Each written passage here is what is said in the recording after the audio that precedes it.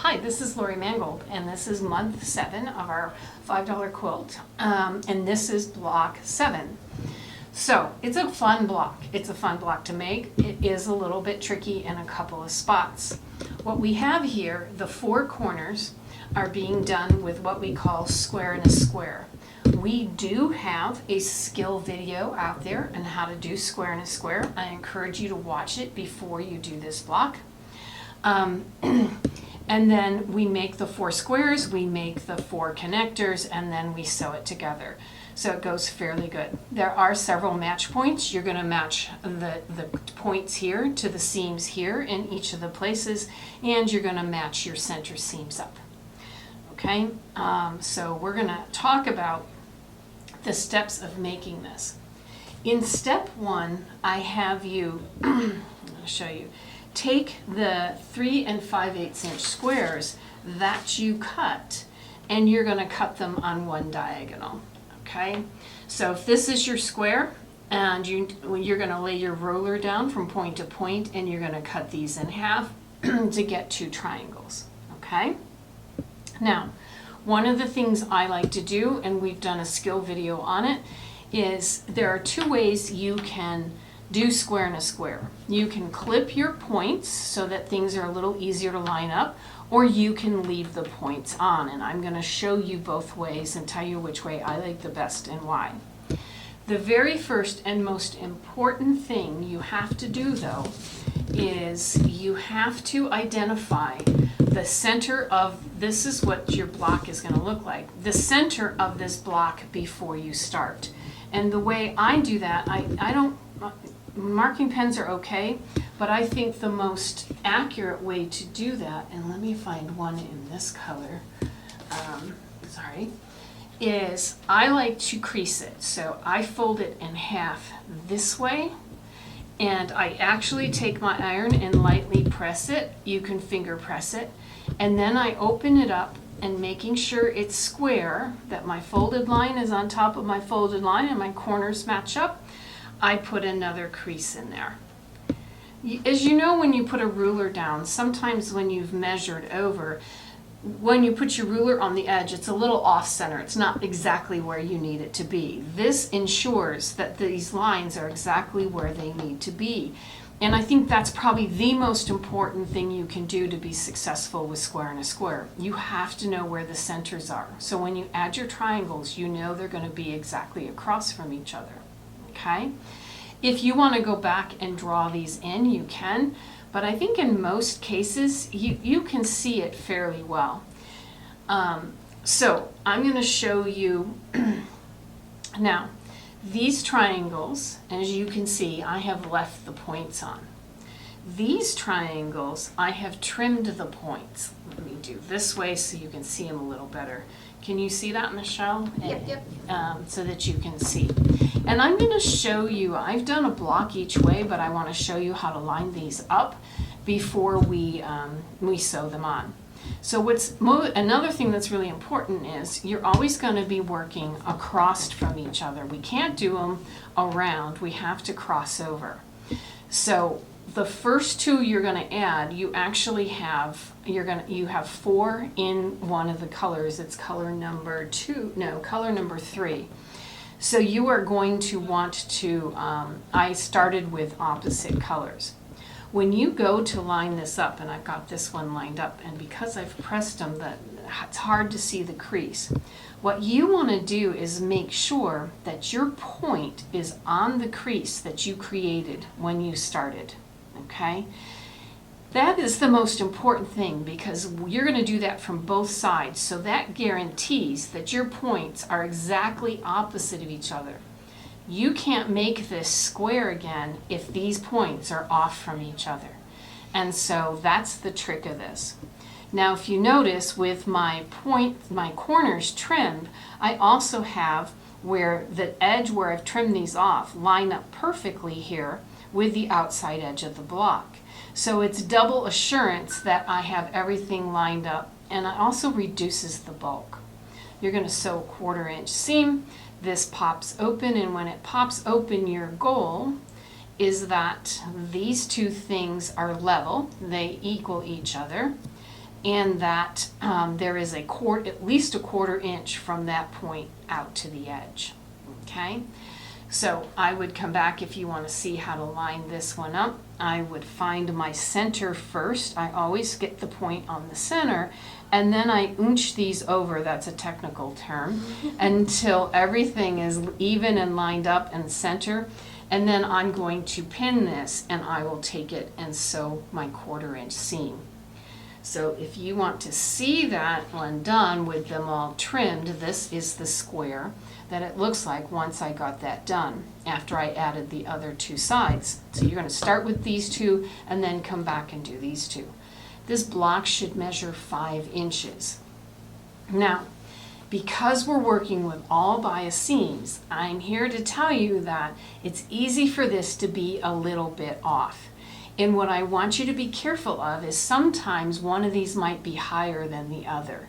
It's really important before you get the urge to start whacking it to make it even, that you take your square ruler and you line it up. And you got to pick one side to be your squaring up side.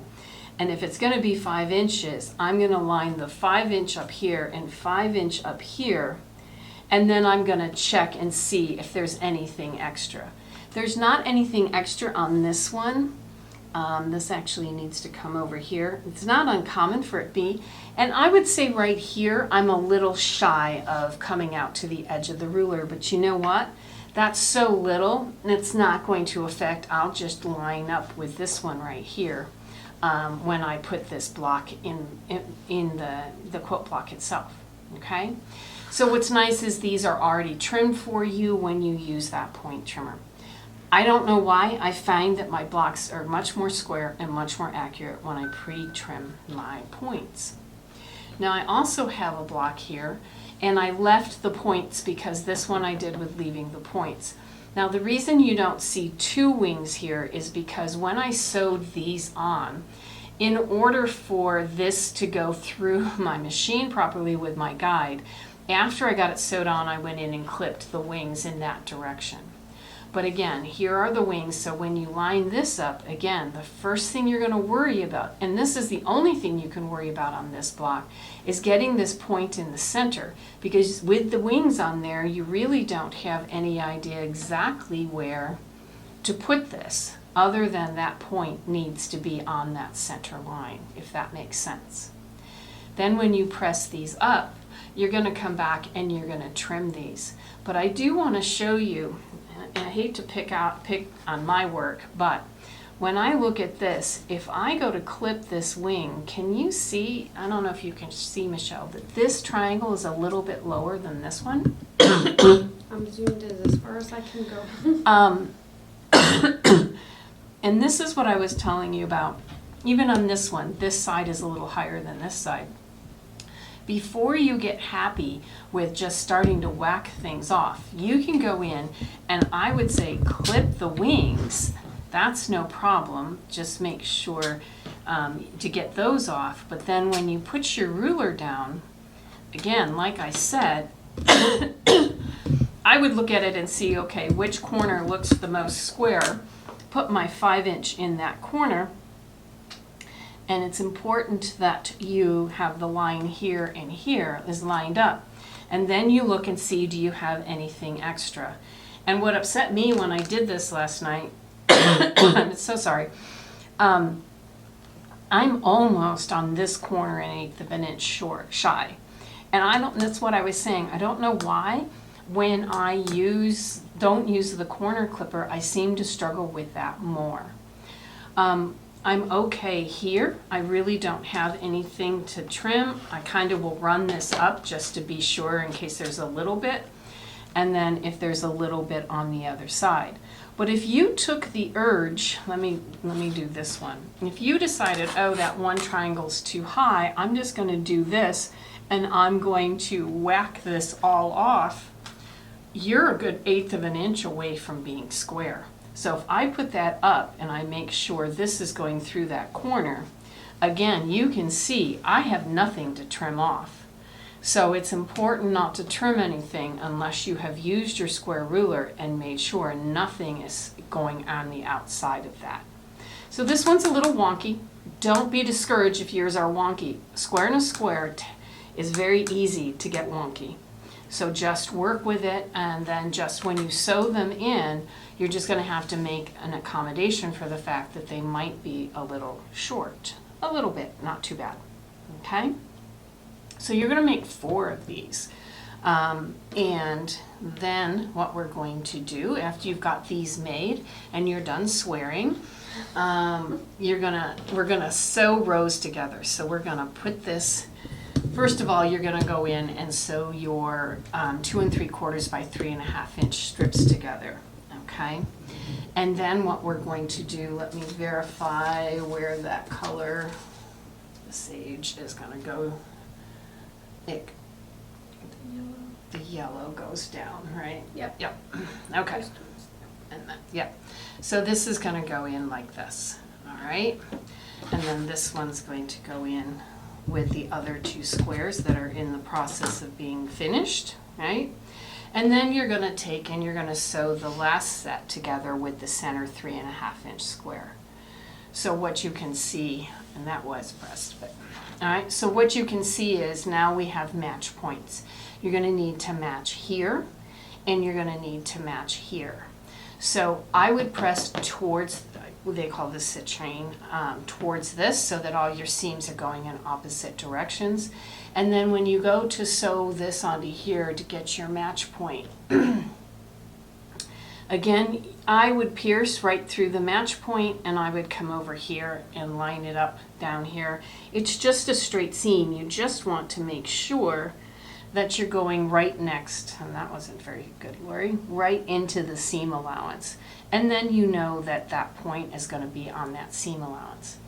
Now when I sew this, I want to sew, and I would pin this, but I want to sew from this side, because your match point is where, and one of these days I'm going to do this in dark thread, where this crisscrosses, you want to come across that and be 1 needle position above that X, so that when you open it up,